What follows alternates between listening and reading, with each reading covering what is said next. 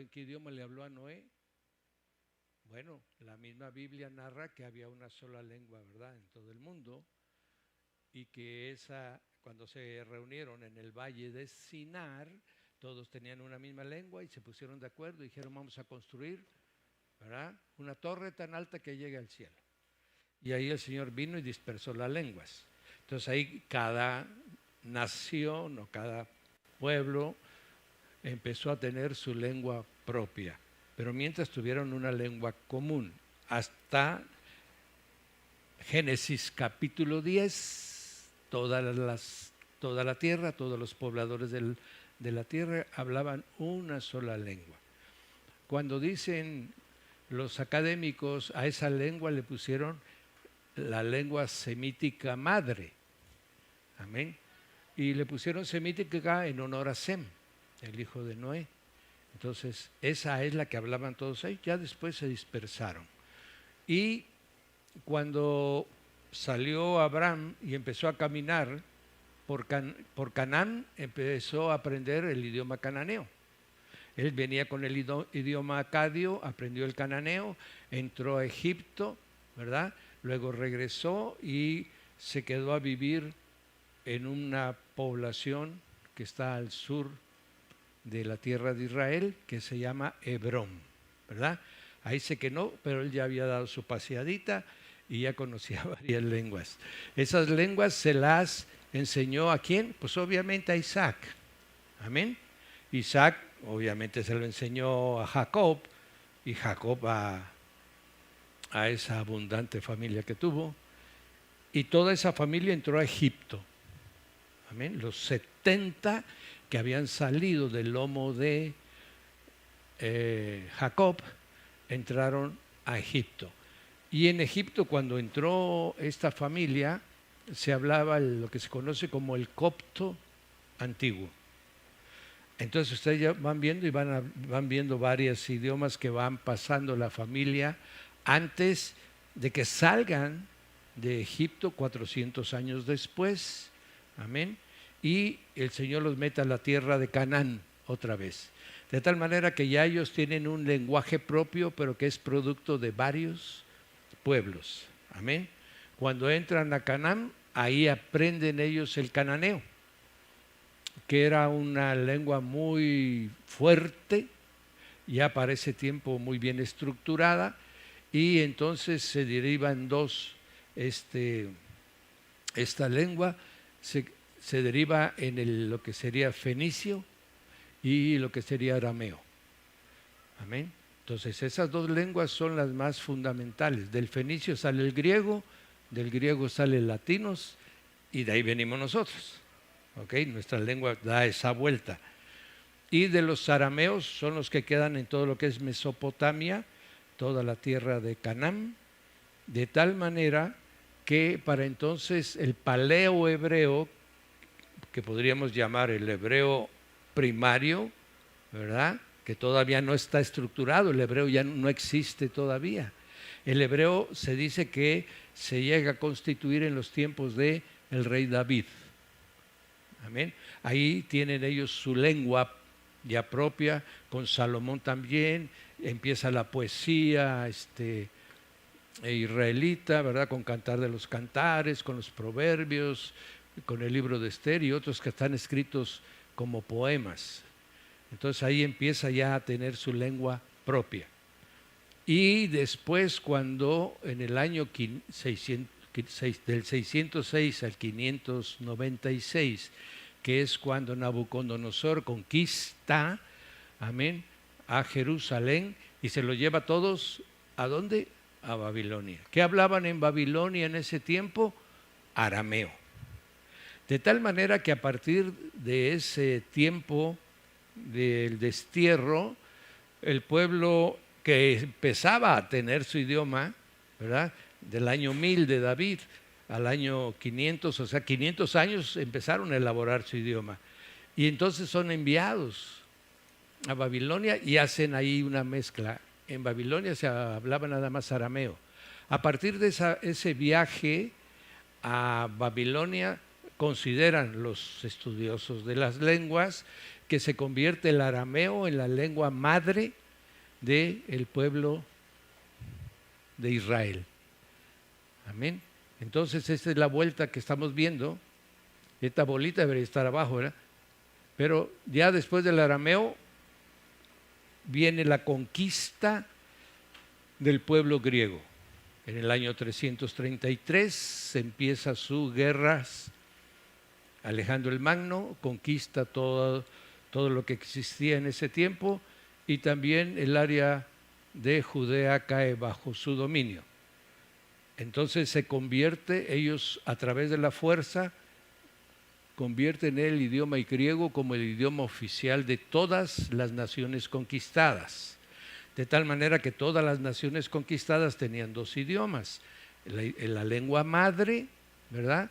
Y la lengua del conquistador. Amén.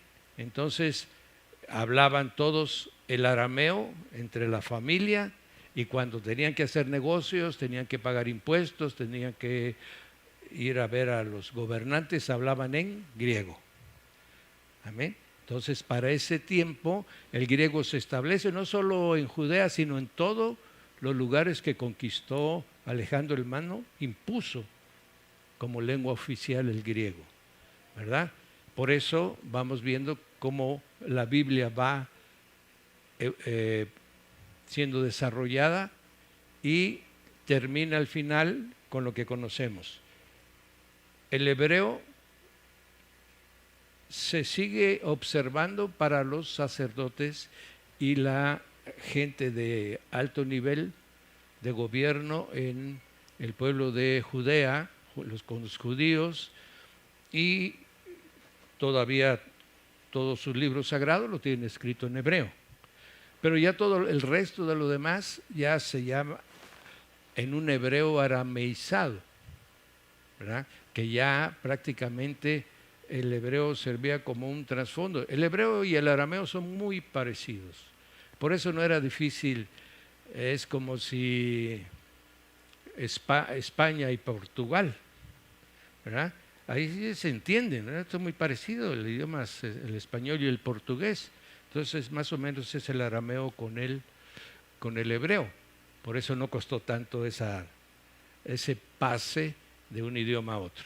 Esto es para que vayamos viendo primero, porque vamos a ver después los manuscritos, los testigos, los leccionarios, los targumín y tantas cosas que hay, porque están escritos en estos tres idiomas, ¿verdad? Esa es la razón, para eso los traigo con esta enseñanza, para que usted pueda, cuando vaya a comprar su Biblia, usted pueda decir, esta es confiable. Amén. Bien.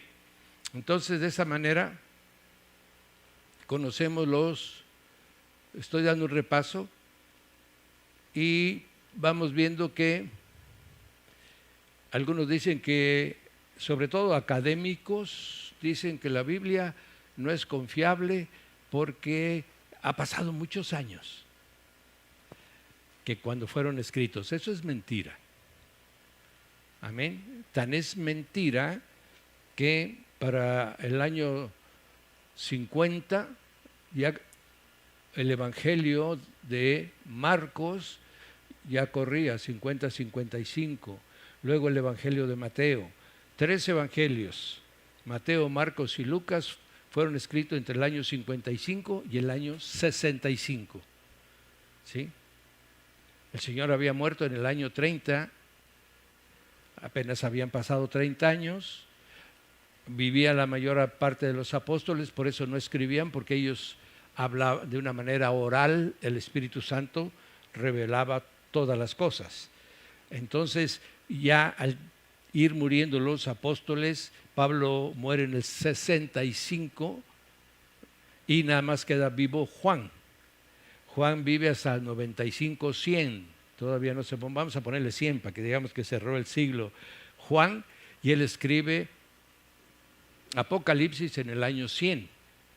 Pero para entonces, cuando él empieza a mandarlo, si ustedes recuerdan el inicio de Apocalipsis, se lo manda a las 7 iglesias que de alguna manera él pastoreaba, ¿verdad? En el Asia: Efeso, Esmirna, Sardis, ¿verdad? Filadelfia, amén, la Odisea, si se me olvida una, ¿verdad? Ahí usted me la recuerda. Entonces él les escribe a estas 7 iglesias. Entonces, ya para entonces, cada iglesia de algún lugar, por ejemplo, los de Tesalónica, hay una porción en uno de los libros de Pablo que dice: os conmino que esta carta también sea leída en la iglesia de los de la Odisea. ¿Qué quiere decir? Que Pablo mandaba la carta a los de Tesalónica, a los de Efeso, a los de Corintio, y estos copiaban. Amén. Y la mandaban como copias a sus iglesias hermanas, las más cercanas a ellos, esta a otra y otra, y de esa manera se considera que para el año 150 prácticamente los libros que forman el canon ya en rollos, obviamente, ¿verdad? Porque no hay libros todavía, sino rollos, en los rollos para lectura de papiro, ya corrían por muchas iglesias. En algunas iglesias se leían más un tipo de escritura, por ejemplo, todos los gentiles, pues lo que les gustaba era leer a Pablo, ¿verdad? Pero los de la circuncisión, todos los de Galacia, del Ponto, ¿verdad? Capadocia y todo eso, les gustaba leer lo de Pedro, lo de Santiago, lo de Judas, ¿sí me explico? Entonces, había más popularidad en ciertas iglesias por cierto tipo de literatura, pero todas se leían en todas las iglesias. Bien, ahora vamos a ver si eso es cierto lo que dicen de la Escritura, de la Biblia. Aquí les traigo una lista de la literatura más estimada en la academia, es la de origen griego. ¿Sí? Porque creen que los griegos son el sumum del conocimiento y la sabiduría humana. Amén. Bien, ya sabemos que es mentira, ¿verdad? Porque todo lo humano es sabiduría animal, terrenal y diabólica. Ok. Entonces, ahí tenemos, por ejemplo, a Homero, que es uno de los grandes literatos y poetas de esa antigüedad. La copia que nosotros disponemos, ¿verdad?, es del año 200 después de Cristo. Él vivió en el 800 antes de Cristo. Si hubieron copias, se perdieron, y la más antigua fechada es de 200 después de Cristo. Amén. ¿Qué quiere decir? ¿Qué distancia hay de tiempo? 600 años. Amén. De 800 a 200, 600. Y luego, no más, ¿verdad? Perdón, 1200 años. Sí, porque no son desde... bien. Entonces, 1200 años.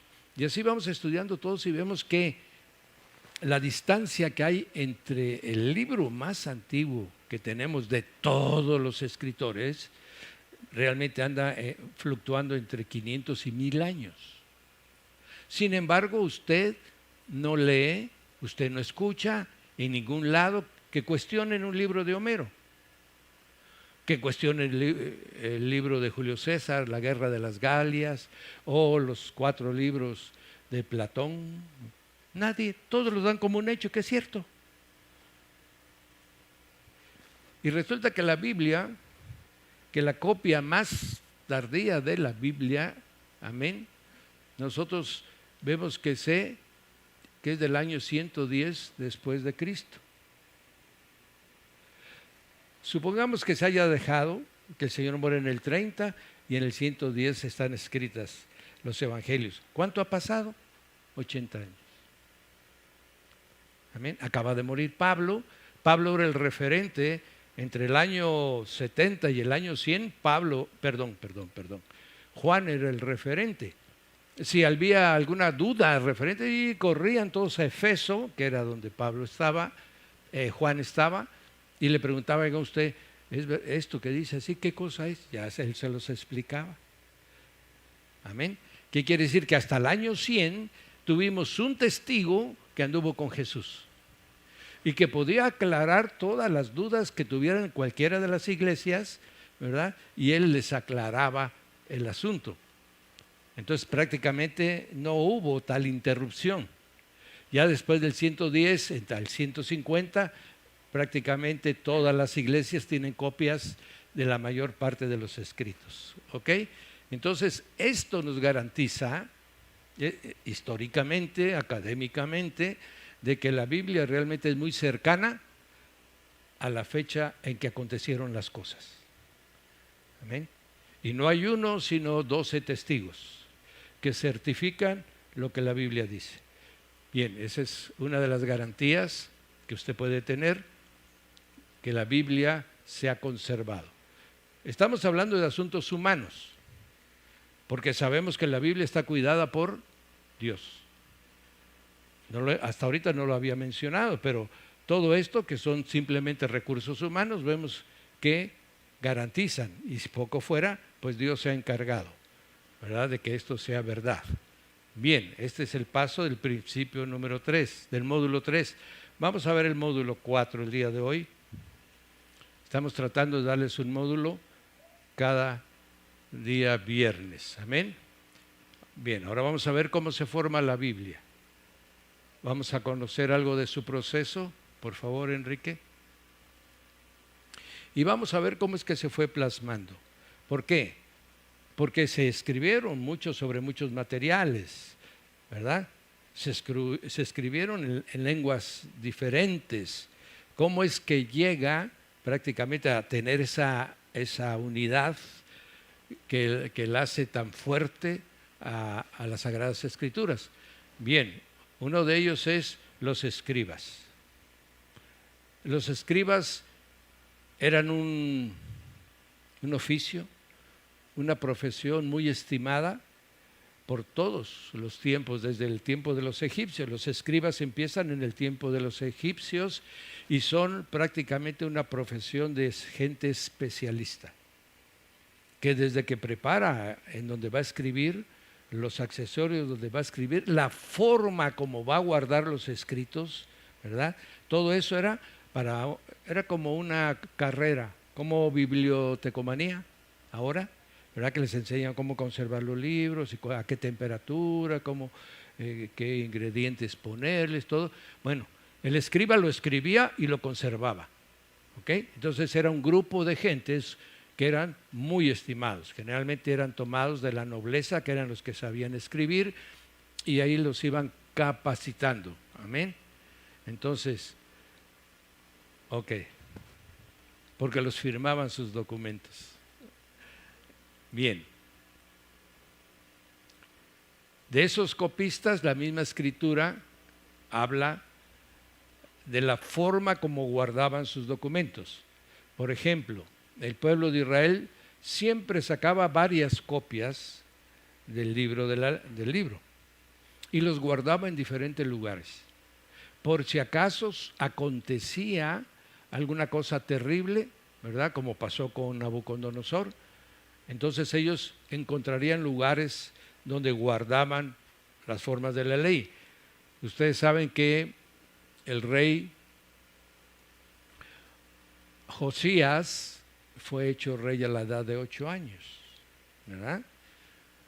Y a la edad de 18 años mandó a ver porque el templo estaba muy deteriorado.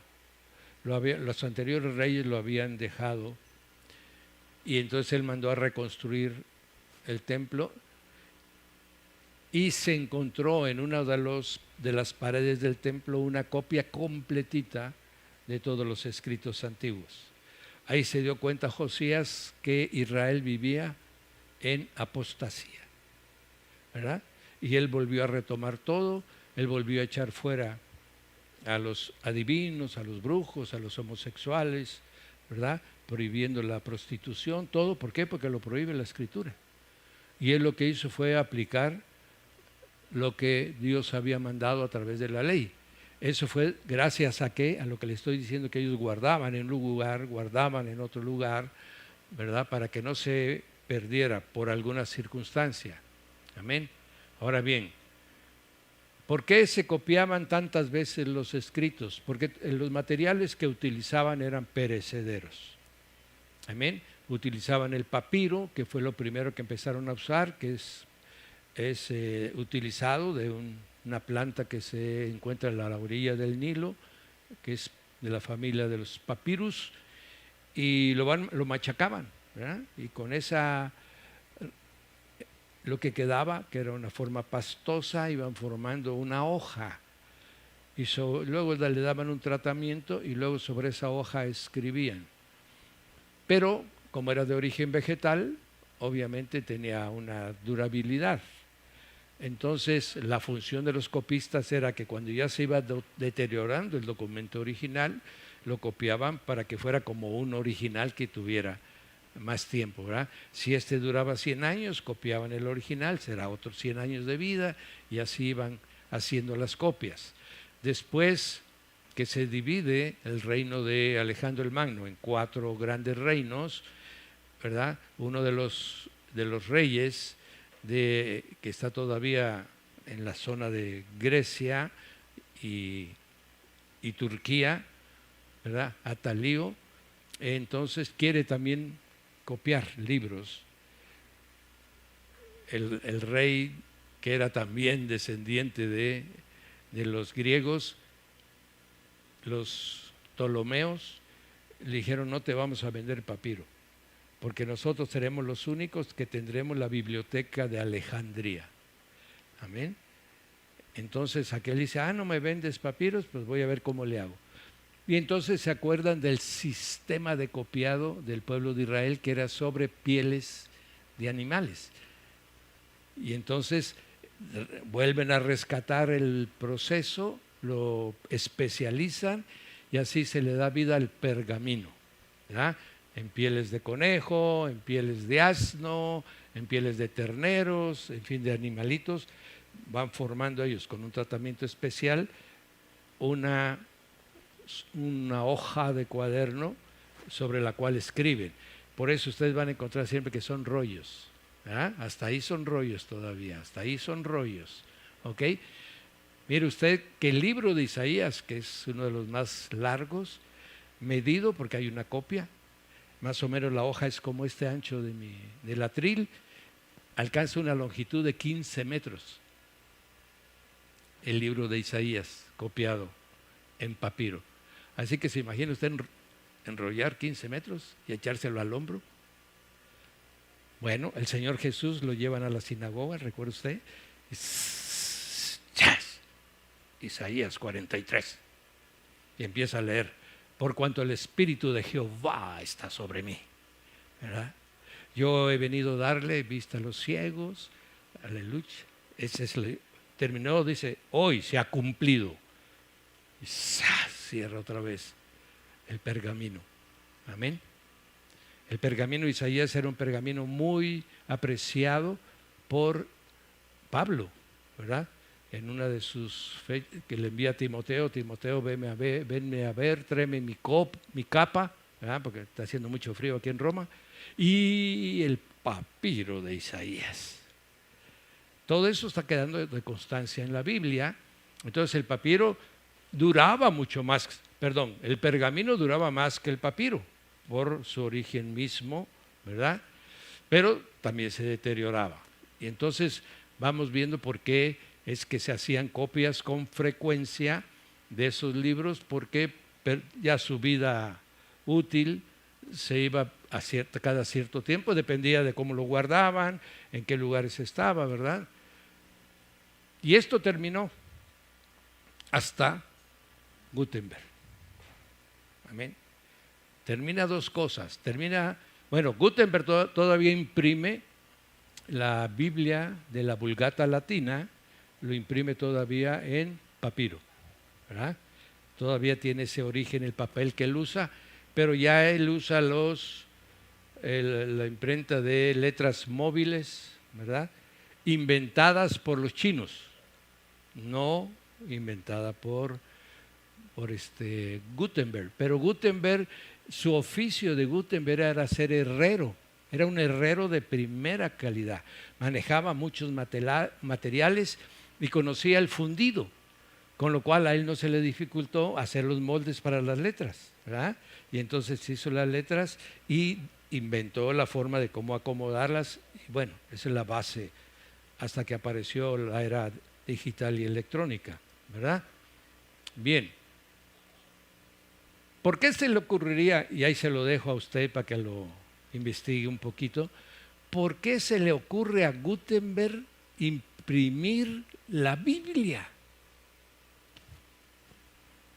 Amén. Y no solo le imprime la Biblia, sino que la imprime en latín. ¿Por qué? Porque copia la Vulgata Latina, y la Vulgata Latina está escrita en inglés, en latín, y él decide que va a imprimir la Biblia. Es el debut de la imprenta. Amén. No puede ser gratis, hay un Dios en el cielo. Amén. Y entonces, y el hecho de haber impreso la Biblia lo llevó a la quiebra, porque no había quien la comprara. Imprimió 5,000 ejemplares, ¿sí? Pero no encontró 5,000 que las compraran. Sobre todo por una razón, porque la Iglesia Católica prohibía la posesión de una Biblia. Una. Dos, no sabían leer más que los puros monjes. Y los monjes ya tenían su copia de la Vulgata Latina hecha por ellos mismos. De tal manera que entonces Gutenberg quiebra y le tiene que entregar lo que él diseñó a el que le había prestado el dinero, que es el hombre que explotará su invento con mucha ganancia. Amén. De esas actualmente solo se conservan muy pocas Biblias originales de aquel tiempo. De aquellas 5,000 se dijo, ¿dónde está? Aquí está. Se encuentran 47 copias, de las cuales 33 hay en Europa y 14 en los Estados Unidos. De esas 5,000 solo quedan 47. Amén. Pero a partir de ese momento empiezan a salir imprentas por todos lados. Se van de Alemania, sobre todo en Ginebra, ¿verdad? Se convierte en un lugar, Ginebra se vuelve neutral durante mucho tiempo, y ahí no entraba el catolicismo, no entraba como para establecer sus condiciones, tampoco el protestantismo, sino que ellos eran un país de gente libre, y ahí se establecieron muchísimas imprentas, ¿verdad? Bien, vamos caminando, ya estamos en su desarrollo de la Biblia. Originalmente la Biblia se escribía de corridito.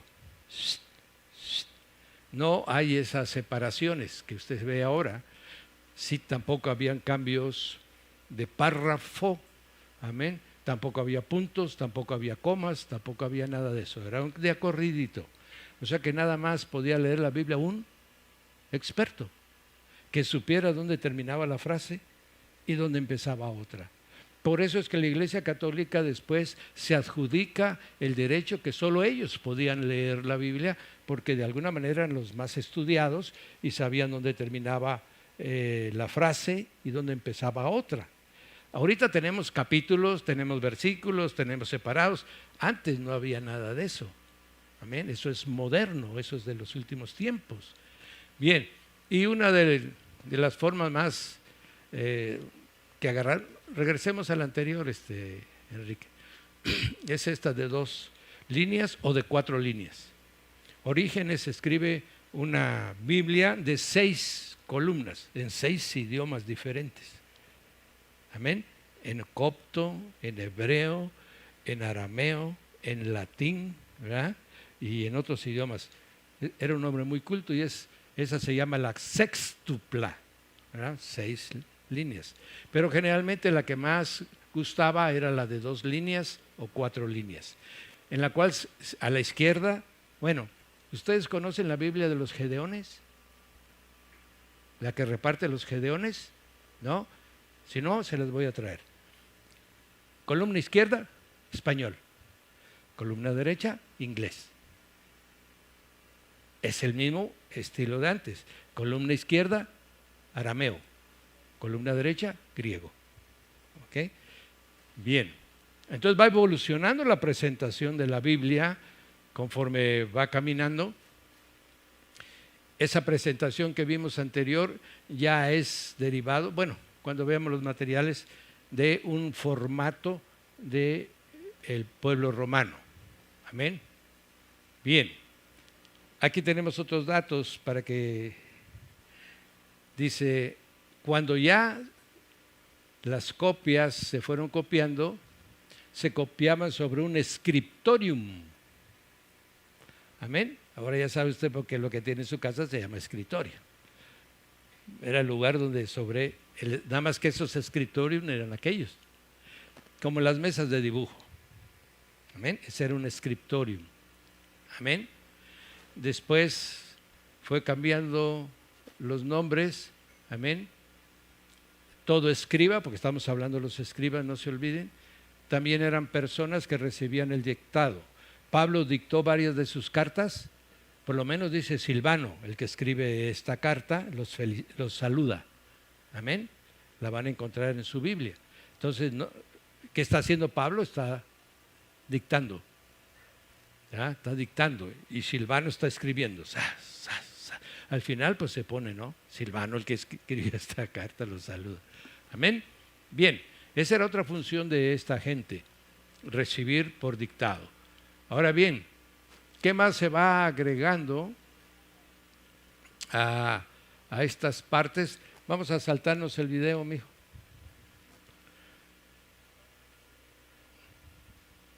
Bien, aquí vamos a ver. Hay dos ciencias que han confirmado lo que aconteció con la Biblia. Una es la arqueología, ¿verdad? La arqueología, por ejemplo, ha encontrado en excavaciones ciudades que se consideraba que no existían,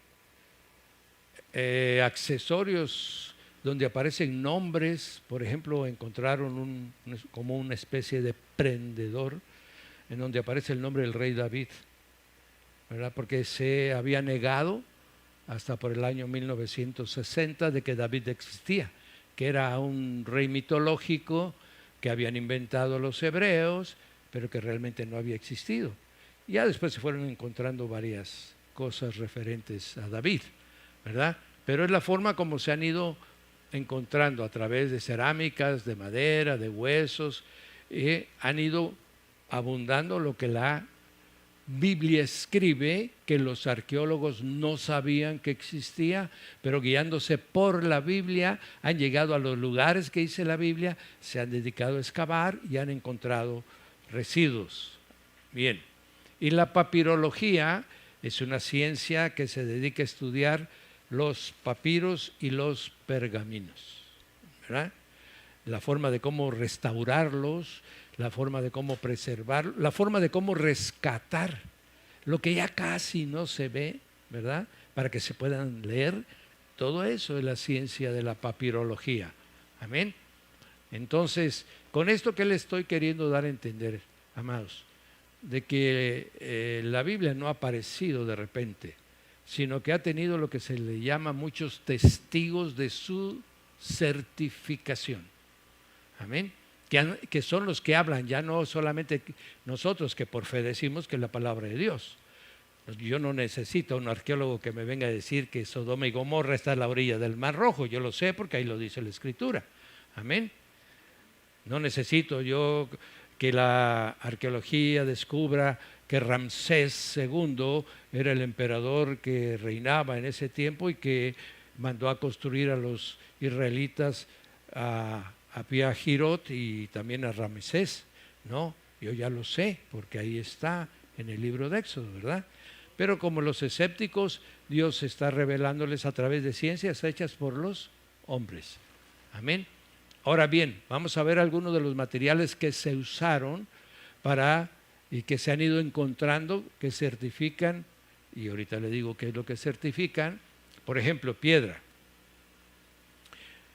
¿Se acuerdan que hablamos del código de Hammurabi en una ocasión? Bueno, ese está escrito en una piedra de basalto. Amén. Y como muchas también, estamos esperando encontrar esas piedras, ¿verdad? Las que estaban en el Arca del Pacto. Que esa sería realmente sensacional que apareciesen, ¿no? Tal parece que tal vez el Señor nos pueda dar una sorpresa. ¿Por qué usó la piedra? Porque era la que tenía más tiempo, ¿verdad?, para sobrevivir, para que quedaran formuladas. Y vemos que esas piedras estuvieron ahí hasta que Nabucodonosor conquistó la ciudad de Jerusalén. Entonces vemos todo el tiempo del desierto, 40 años, el tiempo de la conquista con Josué, el tiempo de los jueces, el tiempo de Samuel, ¿verdad? Y vamos viendo hasta el tiempo de la conquista de Jerusalén. Por eso escribió el Señor en piedra, para que conocieran que sus mandamientos, cuáles eran, siempre que quisieran los sacerdotes certificarlo, ¿verdad? Entonces, la primera forma de escribir fue en piedras. Se han encontrado, atrás, mijo, la de atrás, por favor, se han encontrado en algunos templos, en algunas, pues más bien de reuniones, un centro de reuniones, porque no eran iglesias en ese tiempo todavía, no existían lo que ahora nosotros le llamamos iglesia, un edificio, que no lo es, por supuesto. Pero en ese tiempo, en los lugares de reunión se han encontrado ya varios y se encuentran, amén, secciones de la Biblia, porciones de las Escrituras escritas en sus paredes. Sí, pasamos, Enrique. El encalado. Hay vamos a ver en adelante una instrucción del Señor para que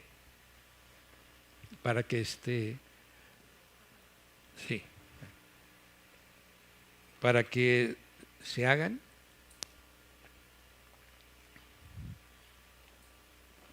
Y se encontraron estas porciones en yeso, en encalado, ¿verdad?, existentes, donde hablan de textos bíblicos.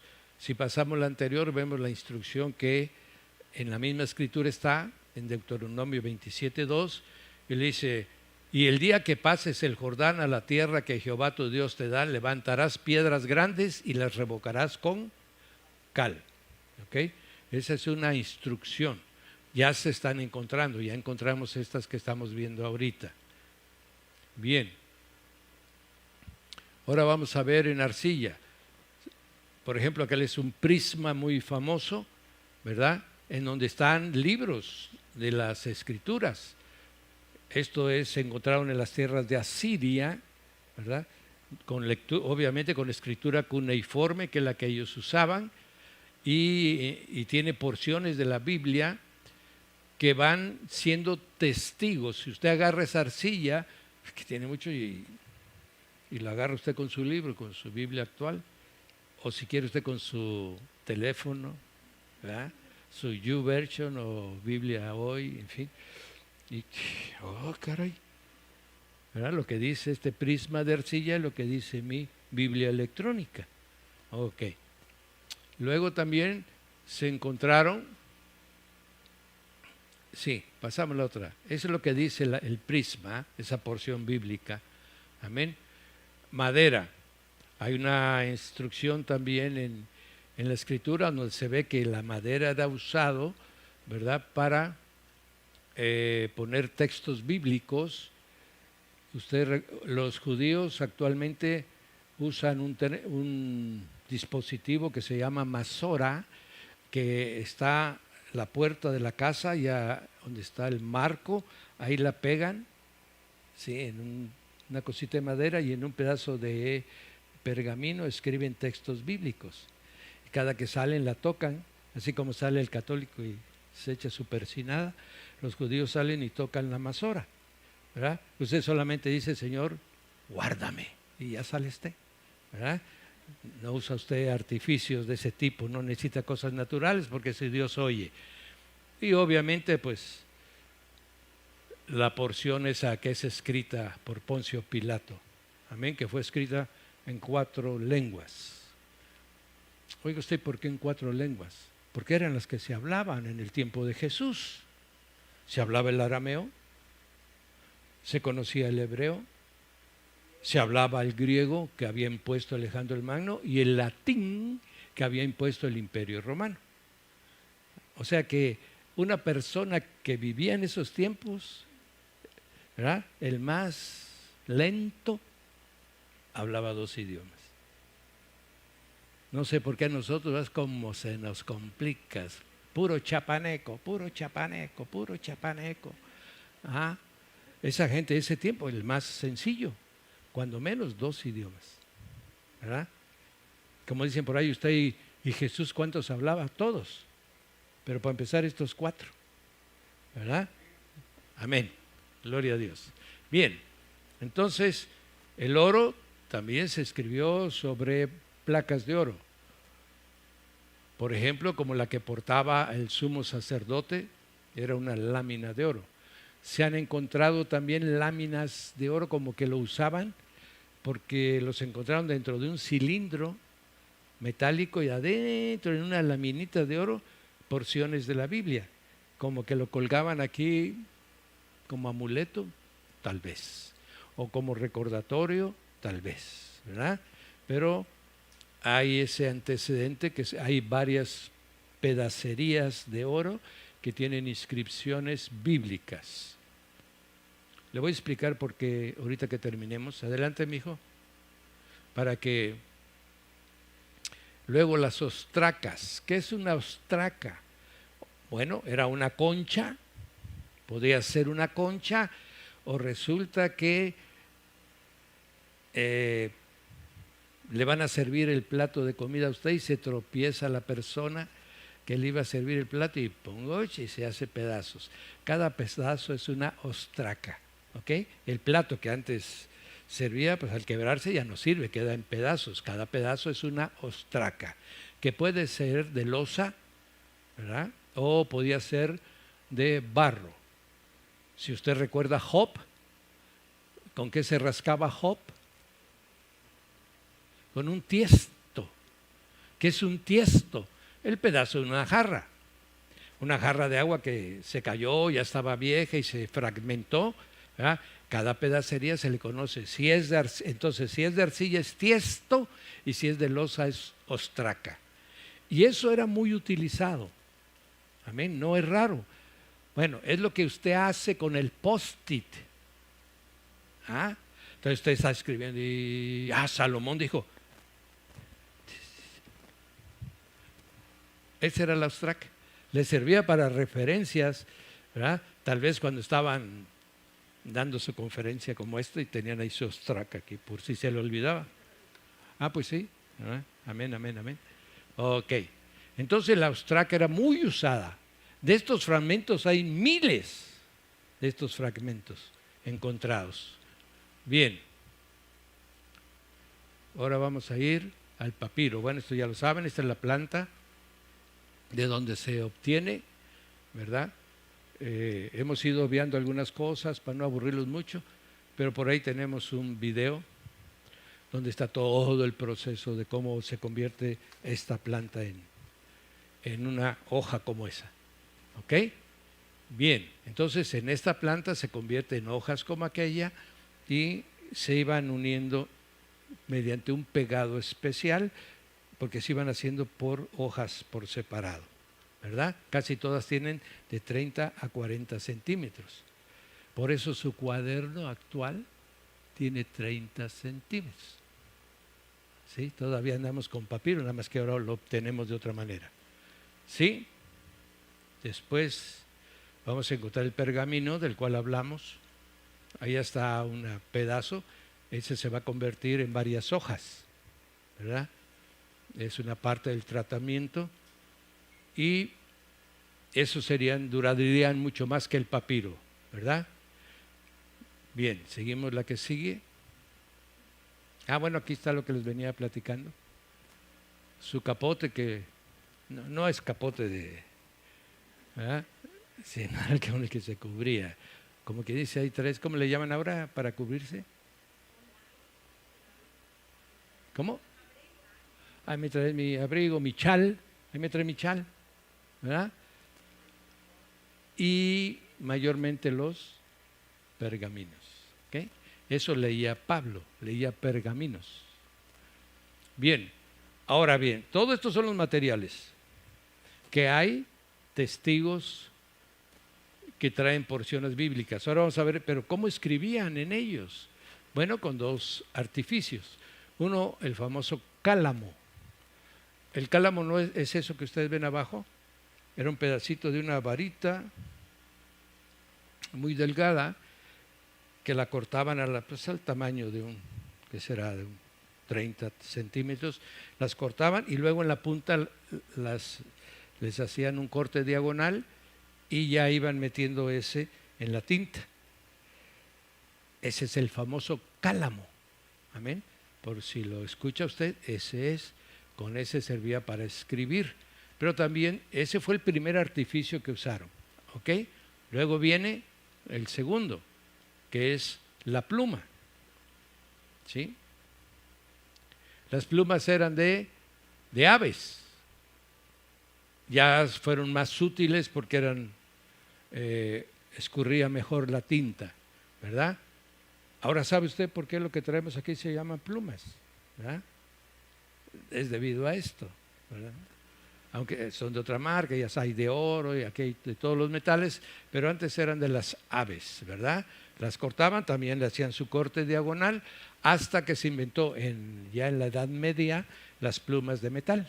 O sea, y ahí pues quedaron desechadas las de las aves, ¿verdad? Y empezamos a usar las de metal. Ya después veremos ahorita con lo que vamos a ver en el siguiente exposición, la tinta. ¿Cómo producían la tinta? Bueno, depende de qué tinta estemos hablando, porque ya China ya había diseñado su tinta mediante otro procedimiento, ¿verdad? Pero aquí, del lado occidental, la tinta se producía con el hollín de los hornos. Ya ve usted que se quema y entonces el humo sube y en la parte de arriba del horno queda el hollín, ¿verdad? De toda chimenea. Entonces ahí lo raspaban, sacaban el polvito y ese polvito lo diluían en goma arábiga.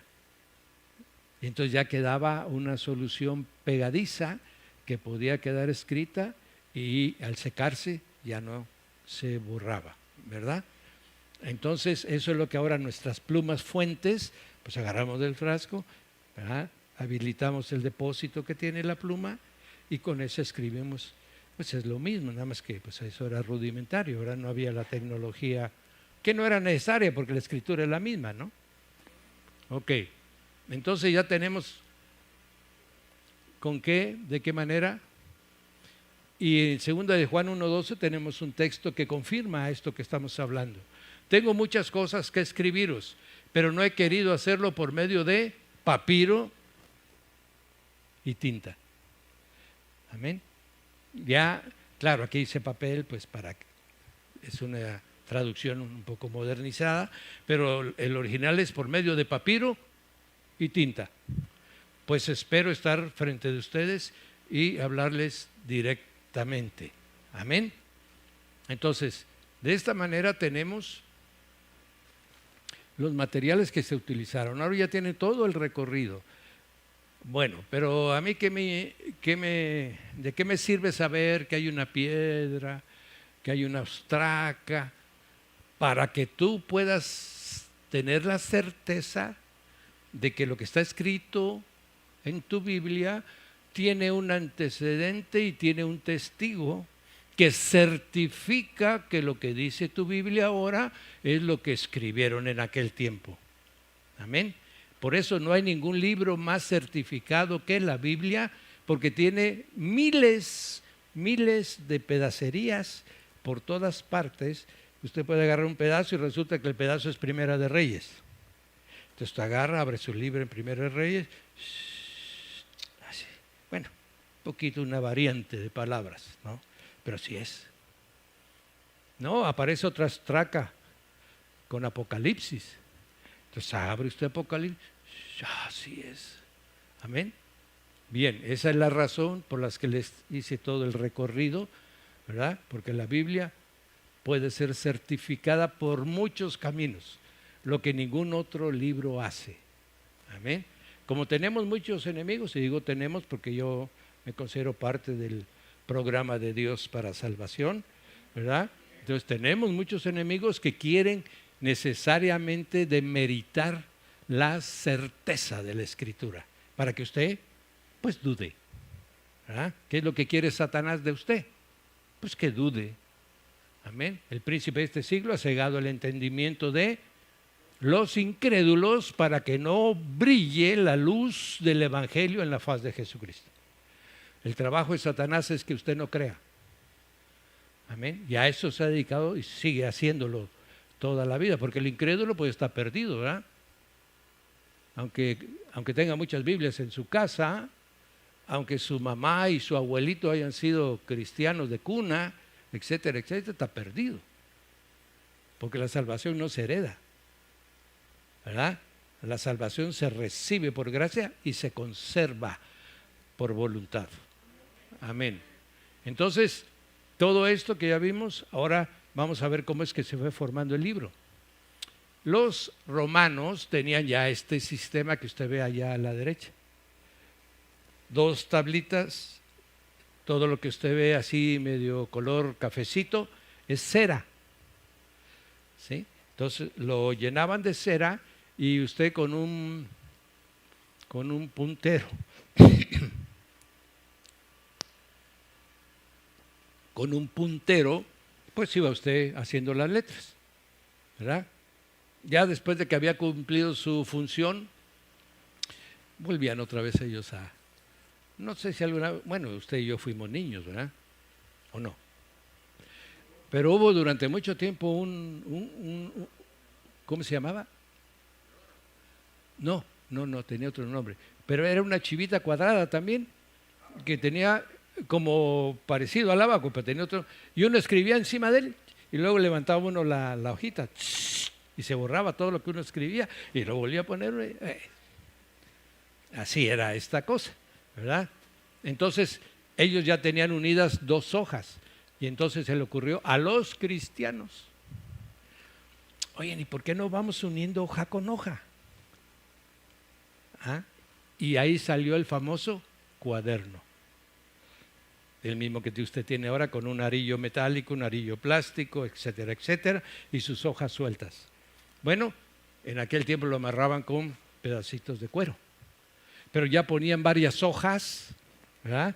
Ya no iban de una por una, sino ya escribían en ellas. Pero la copia es de este es el famoso cuaderno romano. Del cuaderno romano, los cristianos hacen el cuaderno donde escriben los libros de la Biblia. Así es el origen de cómo vamos teniendo cuadernos de Primera de Juan, cuaderno de Mateo, cuaderno de Marcos, amén. Siempre así era el gran tamaño de todo el Nuevo Testamento, ¿verdad? Así que si se iba usted de viaje y quería usted llevar su Biblia, pues nomás llevaba usted una ropita, ¿verdad? Porque todo el baúl se llenaba con los cuadernos. Amén. Mire usted cómo está ahora que lo trae usted en su teléfono, toda la Biblia. Bien, de ahí empezaron a unirse. Para hacer cuadernos lo usaban con un cuerito, pero después se les ocurrió unirse como se unían los papiros, ¿se acuerdan? Para que fuera más manuable. Y entonces empezaron a hacer los códices. El códice no es más que una línea continua de hojas pegadas, ¿sí? Ese era. Llegabas, por decir algo, voy a atreverme, de ida, por ejemplo, era Mateo del 1 al 14. Del otro lado era del 15 al 28. ¿Ok? Bien. Entonces aparecen los códices. Amén. Y ahí tenemos los más famosos. Ustedes ven la figura. Esa es la figura de los códices actuales que están en exposición.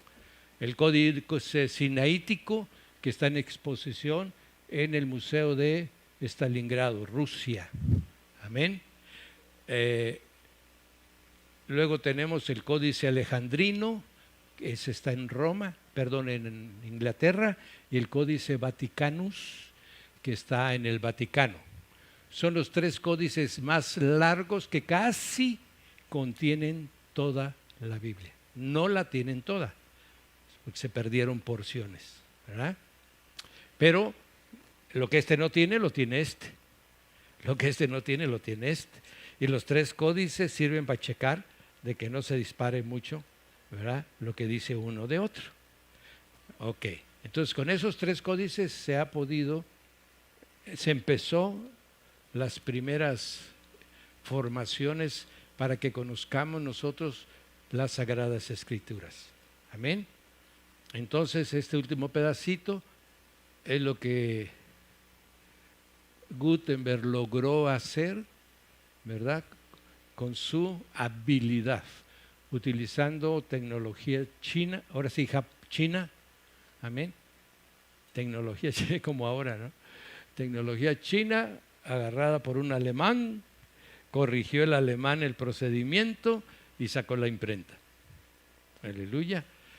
Y de esa manera es como se tiene todos los antecedentes para poder formar testigos del Nuevo Testamento. Son cerca de 5,000 manuscritos. ¿Qué es un manuscrito? ¿Me regresas atrás, mi hijo, donde está la figura del códice? Por favor.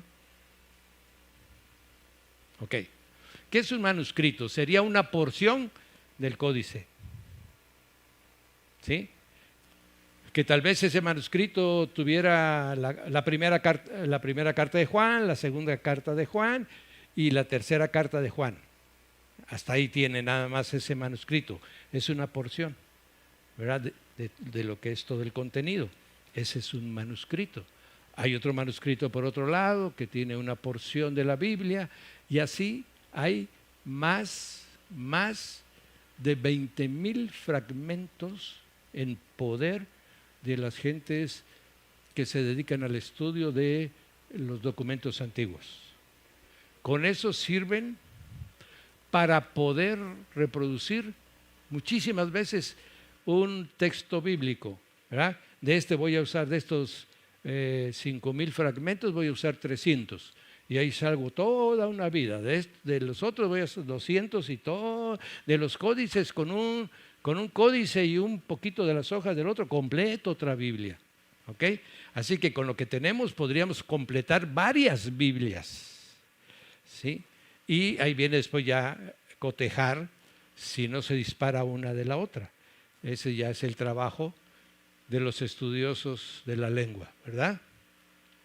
Entonces nosotros tenemos en exceso, suficientemente demostrable que la Biblia es lo que dice. Amén. Aleluya. Bueno, esto es para que vaya usted agarrando confianza en lo que tiene en su mano, ¿verdad? Después vamos a hablar inclusive de los supuestos errores de la Biblia. Amén. Creo que ya terminamos, ¿verdad, mijo? Fuimos muy rápido hoy. ¿Qué horas son? 7:32. Bueno, me queda media hora. Bueno, ¿para qué vamos a usar esta media hora? Preguntas y respuestas. ¿Ok? Para que lo hagamos un poco interactivo, ¿verdad? No se me duerman porque vi cabeceando a alguno de ustedes, ¿verdad? Y de esta manera usted va a tener dudas. Si yo puedo, se la contesto hoy, si no el próximo viernes, ¿verdad?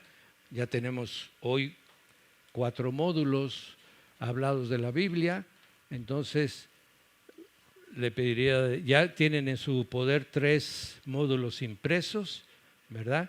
El próximo jueves le daré el 4 y 5 módulo al pastor para que se los haga llegar. Yo sé que toda la semana están leyendo, están muy interesados. Entonces, ¿alguna duda? Amén, porque si no me preguntan me voy a preocupar. Eso ya, con eso ya. Por ejemplo, ahorita hay muchas traducciones o muchas Biblias, que es la Arcoíris, la Reina Valera 60, NTV, TLA. ¿Cuál sería la Biblia que se acerca más a lo que estamos viendo aquí? Le voy a decir, como decía uno de los que querían que siguieran su programa, eso se lo voy a contestar en el 5 módulo. Ok. Amén. Gracias. Seguiremos aquí. Ahí los estoy llevando. Es correcto. ¿Verdad? Para que yo pueda decirles, esta por esto y esto, esta otra por... O sea, cada una tiene su conveniencia. Pero si me salto hasta ahí, ya me brinqué la del quinto módulo, que es necesario tenerlo, ¿sí? Ok, Esperemos ok. hasta ahí. Yo he visto que usted ha venido todas las... Es correcto, los estamos viernes. presentes Si y no, me da mi seguiremos si Dios domicilio quiere. y ese día le aviso que vamos a hablar de ese tema. Excelente, Amén. gracias. Amén, amén.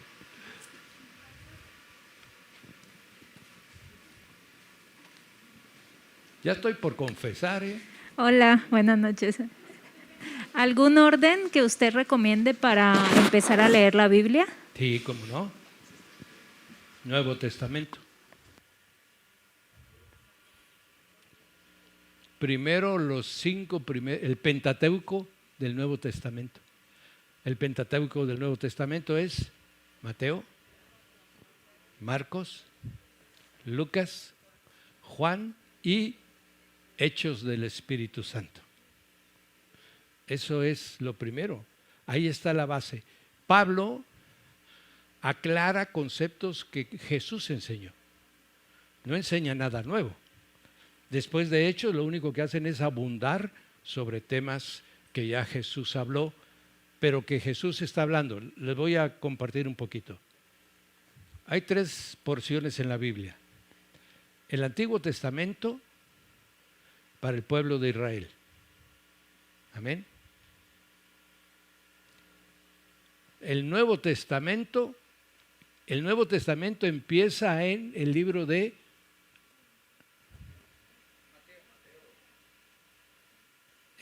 de Romanos. Porque no puede testar a alguien que no ha muerto. Amén. Entonces, el libro de Mateo, el libro de Marcos, el libro de Lucas y el libro de Juan, sus evangelios o epístolas, se les conoce como intertestamentarios. Quiere decir antecitos del testamento, porque el Señor muere al final de ellos. Por eso es que se complica un poquito la lectura de los evangelios. El mensaje pleno para los gentiles empieza con Romanos. Y el mensaje para el pueblo de Israel y podríamos decir, el anticipo a los gentiles está en los evangelios. Por eso es que muchos piensan, oye usted, pero aquí ¿por qué está hablando el Señor de esta manera? Porque le está hablando a los judíos. El Señor no le habló a los gentiles, mi amado. Amén. Yo vine a salvar a las ovejas perdidas del pueblo de Israel. Entonces el Señor le está hablando a los gentiles. Claro, su mensaje es universal, ¿verdad? Su muerte es universal. Amén. Pero en ese momento tiene un lenguaje para los judíos. Será Pablo el que empiece a darle luz al mensaje de Jesús para los gentiles. ¿Me explico? Por eso a veces se nos complica un poquito leer los testamentos con visión que es para los gentiles. Empieza el Señor a decirnos, tengo otras ovejas de otro redil al cual también tengo que llamar. Y esas ovejas vendrán y se sentarán con Abraham, con Isaac y con Jacob. Y los hijos del reino, esos van a ser echados afuera. Ahí ya está dando un mensaje de lo que va a venir. Ese sí es un mensaje profético para los gentiles. Pero todo lo demás que está hablando, amén, para el pueblo de Israel. Entonces, realmente el mensaje pleno está de Romanos en adelante. Por eso Pablo empieza, más bien, el Nuevo Testamento empieza con Mateo, que no fue el primer evangelio que se escribió. El primer evangelio que se escribió fue el de Marcos. Amén. Después el segundo evangelio que se escribió es el de Mateo. El tercer evangelio es el de Lucas y el cuarto evangelio es el de Juan el Bautista. Sin embargo, en el Nuevo Testamento tenemos a Mateo antes. ¿Por qué? Porque Mateo es el que le da continuidad al mensaje profético del Antiguo Testamento de que Jesús va a ser rey. Amén. les presenta al Mesías rey y al Mesías que es de la promesa de Abraham. Entonces, Mateo inmediatamente nos liga al Antiguo Testamento. No hay disrupción en la continuidad del mensaje, ¿verdad? Entonces termina Malaquías y dice, antes que venga el día poderoso del Señor, ¿verdad?, vendrá su mensajero. Así termina Malaquías. Y empieza Mateo diciendo, y vino Juan el Bautista. O sea, casan de una manera perfecta, ¿verdad? Marcos empieza de otra manera. Amén. Entonces, al final de cuentas dicen lo mismo. Pero le estoy diciendo cómo el Espíritu Santo guió para que se pusieran en qué orden los libros. Porque tampoco fue la primera epístola que escribió Pablo, Romanos. La primera epístola que escribió Pablo es a los tesalonicenses. Sin embargo, la primera que está es la de los romanos. ¿Y por qué, pastor? Porque los romanos no es más que una disgregación jurídica, ¿verdad?, de los pecadores. Todos están desposeídos de la gloria de Dios. Los judíos no cumplieron su propósito, los gentiles son unos paganos. Por tanto, todos están destituidos de la gloria de Dios y condenados. Y luego empieza, pero gracias a Jesús, la justicia de Dios. Empieza a decir por qué. Y esa es la razón por la que Romanos está como el primera de todas las epístolas, ¿verdad? Aunque no fue la primera que se escribió.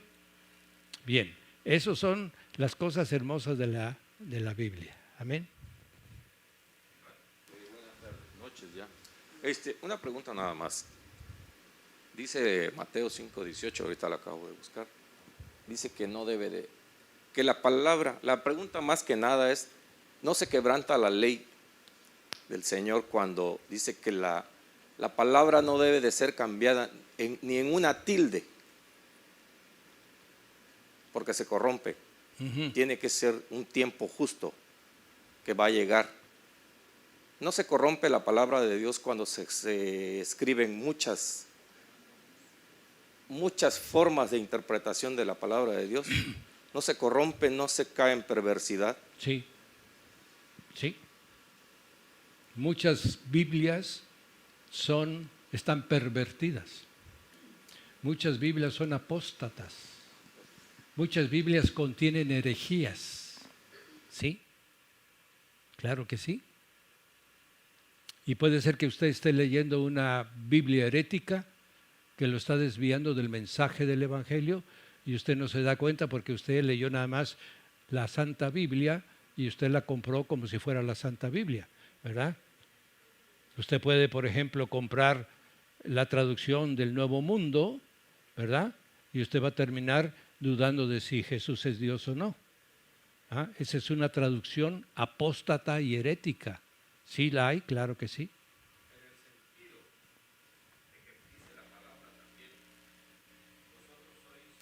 Pequeños y buscáis nada más palabras halagüeñas. Pervertimos la palabra cuando no hablamos con la verdad que nuestro Dios es justo y castiga, porque Él castiga por amor. Amén. Porque al que ama lo corrige como padre. Aleluya. ¿Sí? Si usted da otro evangelio, que el evangelio que está en la Biblia, usted es un pervertidor del evangelio. Claro que sí. Usted no puede decir el evangelio como usted quiere. Usted no puede endulzar, ¿verdad? Es como si le dan a usted, no, mira, con este té se te va a curar el cáncer. Ah, pero está muy amargo, le voy a echar miel. No, con miel ya no sirve. La miel canceló totalmente la propiedad del té que iba usted a tomar. Así es cuando alguien toma la Escritura, toma el Evangelio de Dios y lo endulza. Amén. Sí, claro que sí, por supuesto que sí. En esos tiempos estamos, ¿no? Estamos en el tiempo de la apostasía. Sí. Por eso hay que pedirle al Espíritu Santo. El que no se guía por el Espíritu Santo es un ciego. Y puede ser que sea un ciego que lo está guiando otro ciego. Amén. Sí, en cualquier parte, así es. Oiga, usted está muy duro. Pues es lo que necesitas. Pues, si tenés gangrena, te tienen que dar tu lavadita como si fuera con jabón de ¿qué era? Jabón de Sosa o el jabón de coche. Que le digan que jabón de... ¡Ah! Mi hijo, te tenemos que quitar todo lo podrido para que pueda salir la nueva piel. Si quieres que te suaven así, ay, a los 3 días, ¿qué? Murió. Se envenenó toda la sangre de ese, porque la quería suavecita, la lavada.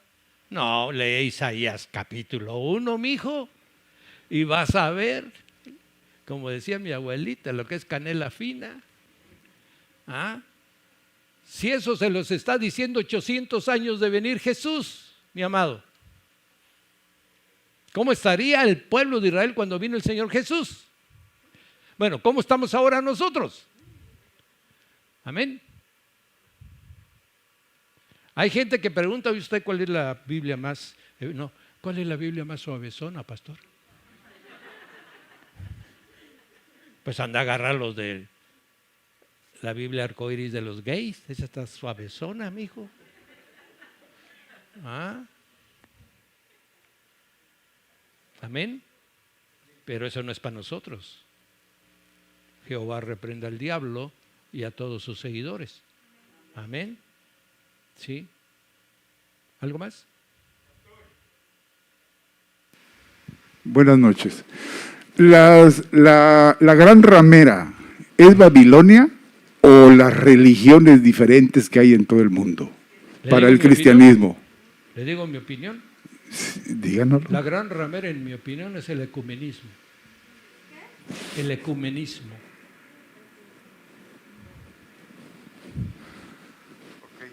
Y entonces dice el budista, Dios, Buda es Dios. Y entonces dice el hindú, ¿qué dice el hindú? Krishna es Dios. Y entonces dice el tibetano, y entonces dice el musulmán, Alá es Dios. Y entonces dicen los pieles rojas de Estados Unidos, ¿ah? Y entonces dicen los soques de Tuzla, y entonces dicen los indios del Amazonas, y todos tienen el Dios. Nos juntamos en una sala porque tenemos el mismo Dios. No, yo no me siento con ustedes, porque mi Dios se llama Padre del Señor Jesucristo. Si tu Dios es el Padre del Señor Jesucristo, es mi mismo Dios. Porque Dios es un título, no es un nombre, es un título que le dan todas las religiones del mundo al ser superior que ellos creen, ¿verdad? Que es el que ha creado ese pueblo, esa nación o lo que sea. Entonces todo el mundo, nos ponemos de acuerdo en que es Dios. El ecumenismo dice, tenemos al mismo Dios. Amén. Y la iglesia dice, no el cristianismo. El cristianismo ya está enchufadón con el ecumenismo. No, la iglesia, la que tiene la revelación, la que tiene el mensaje, dice, no, yo no me junto con ustedes hasta que no me digan si su Dios es el Padre de Jesucristo. Si su Dios es el Padre de Jesucristo, estamos hablando del mismo. Aleluya. Amén. Entonces, la gran ramera será el ecumenismo, donde todas las religiones del mundo se unirán en una sola. Amén. Perfecto. Y entonces tendremos ahí a la gran ramera, no a la ramera, la gran ramera. Obviamente, ¿quién los va a dirigir? Pues obviamente el catolicismo. ¿Verdad? Así es. Amén. Amén. Amén. Otra duda, pastor. En el caso, por ejemplo... Bueno. Está razón. Sí, perdón. Es que si no atiendo a mi esposa, me va peor que no atenderlo a usted. Primero ella. Dígame. En el caso, Paz, de, por ejemplo, yo sigo con una duda de Hebreos, porque no tiene la misma sintaxis, así más o menos como escribió Pablo las otras 12 cartas. ¿Hebreos está escrito por Pablo? Sí. Han habido muchas dudas de que no saben quién fue el escritor y algunas cosas por el estilo. Sáquenos de la duda, por favor. No, todo lo... Mire, lo que yo le comento es, bueno, he leído algunas cosas, pero sobre todo yo lo baso en la convicción que el Espíritu me da a mí. Hebreos solamente puede saber, si usted lee todas las epístolas de Pablo, Hebreos es el único que contiene revelaciones,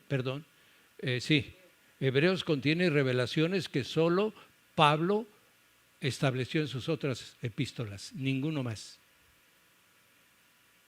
Entonces, lo que pasó que fue con Hebreos, lo que coinciden muchos, gente que se dedica a estudiar esto. Pablo escribió Hebreos en hebreo. Por eso se llama a los hebreos. Pablo está tratando de unir el evangelio con la revelación recibida de la ley. Por eso empieza hablando, en aquellos tiempos, Dios le habló a nuestros padres por medio de profetas. Pero en este tiempo nos ha hablado por medio del Hijo. Amén. Ahí le está diciendo, Hebreos, se acabó aquello que revelaron y ahora lo que dijo Jesús. Amén. Entonces ahí empieza la comparación, le dice, para atrás y para adelante. Luego dice, empieza y toca el tema, Él es mayor que los ángeles. ¿Por qué? Porque los hebreos tenían una doctrina, por ejemplo, la Cabala, que es la parte más acabada de esa doctrina mística, en la que los ángeles le habían ayudado al verbo a hacer la creación. ¿Ah? Por eso dicen, hay el ángel de los vientos, el ángel de aquí. No. Pablo le dice, no. Él es mayor que los ángeles. Porque también creían, ojo, los judíos creían que el arcángel Miguel era el verbo. Igual que ahora. Si el diablo nomás le da una su empanizada a la cosa y la vuelve a vender. Amén. Entonces él dice, jamás llamó ángel a su hijo. Él tiene un nombre más excelso que los ángeles. Ya, dos cosas. Tercera, es hombre. Amén. Porque el gran problema de los judíos hasta ahora es aceptar que el verbo se hizo carne. ¿Verdad? Que es lo que no creen tampoco los testigos, no creen los mormones, no creen tantas sectas. Eso viene desde hace 2000 años, mi amado, no es de estos que andan por aquí perdidos ahorita.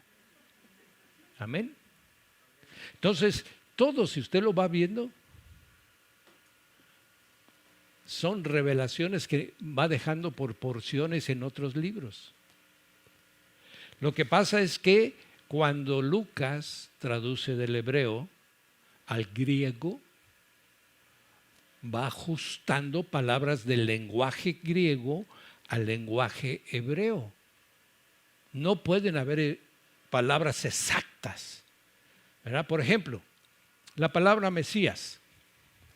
La palabra Mesías en hebreo significa el que está ungido, untado de la gloria de Dios.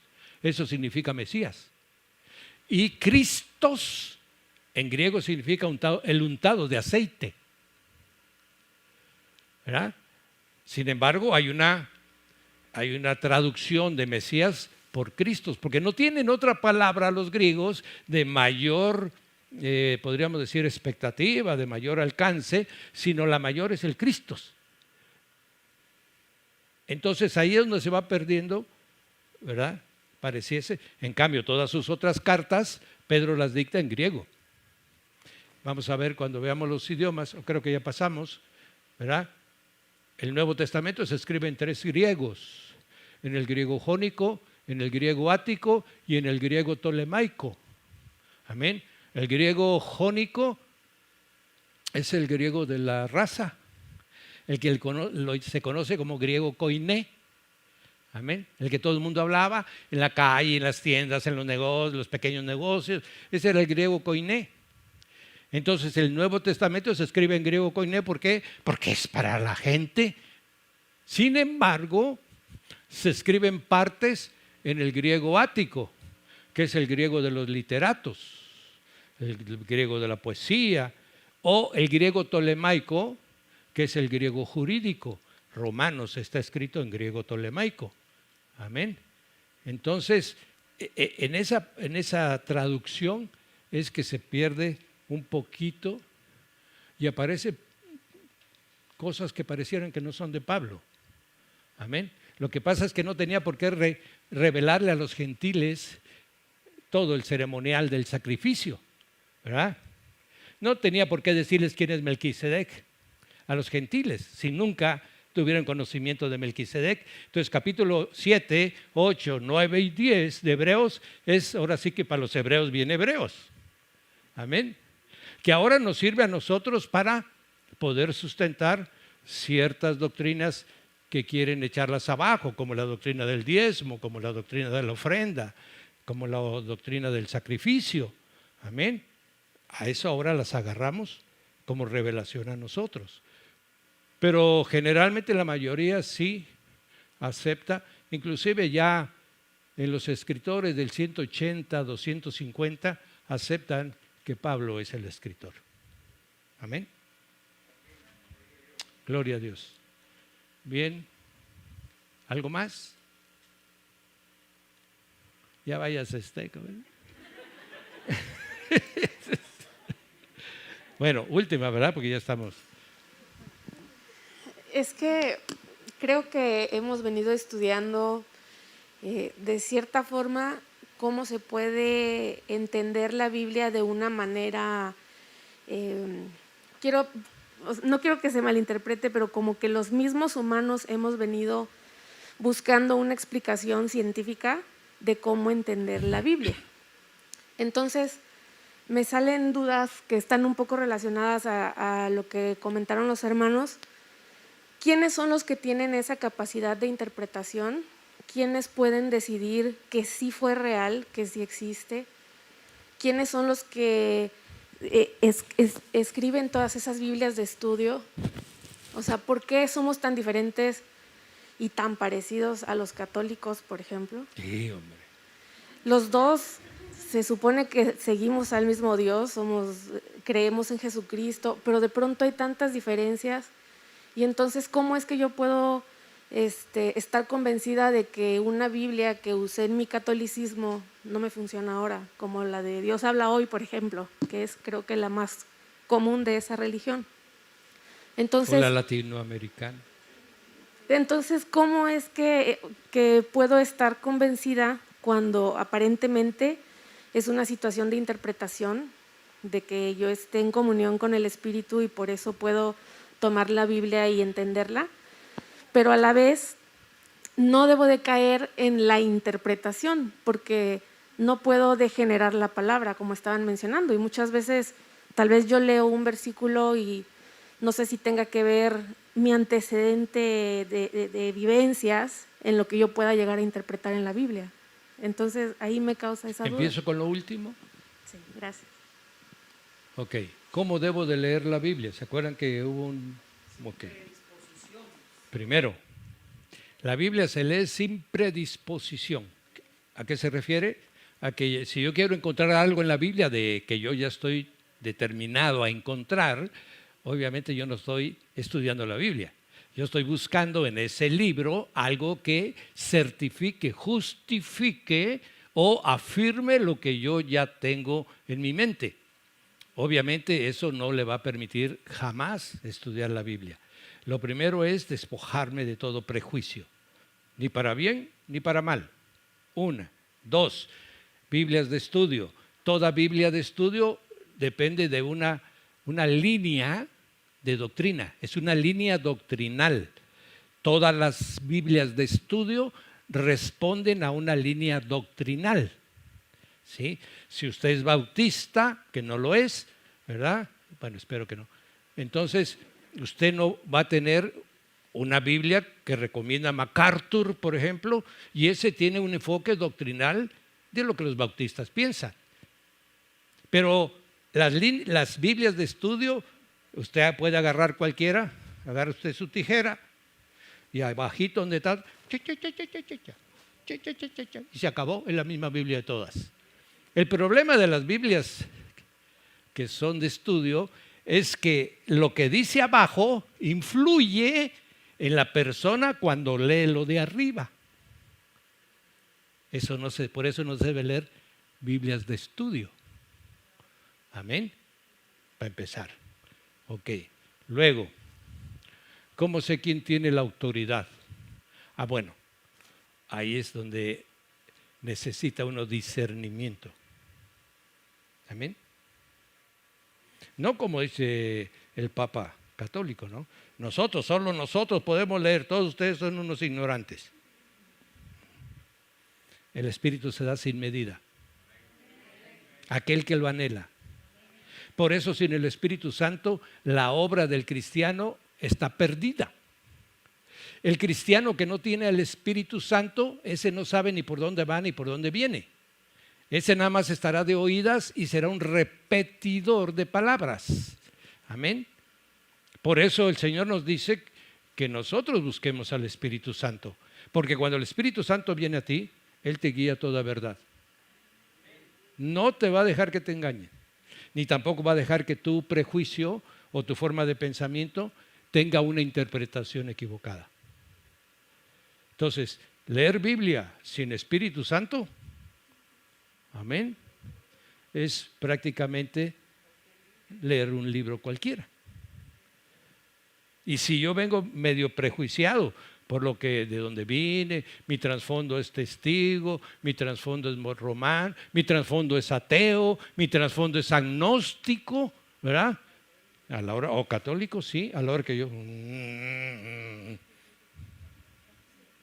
No, quítese usted toda esa basura y diga al Espíritu Santo, ven y enséñame. Por eso somos pentecostales, pues. ¿O no? Porque el Espíritu Santo viene a nosotros y nos bautiza y nos empieza a dar discernimiento y nos empieza a dar revelación y nos empieza a dar palabra y nos empieza a dar entendimiento. Aleluya. Entonces no somos nosotros los que estamos leyendo, es el Dios que está enseñando. Allá ya agarra esta autoridad. Bien. La última y nos vamos.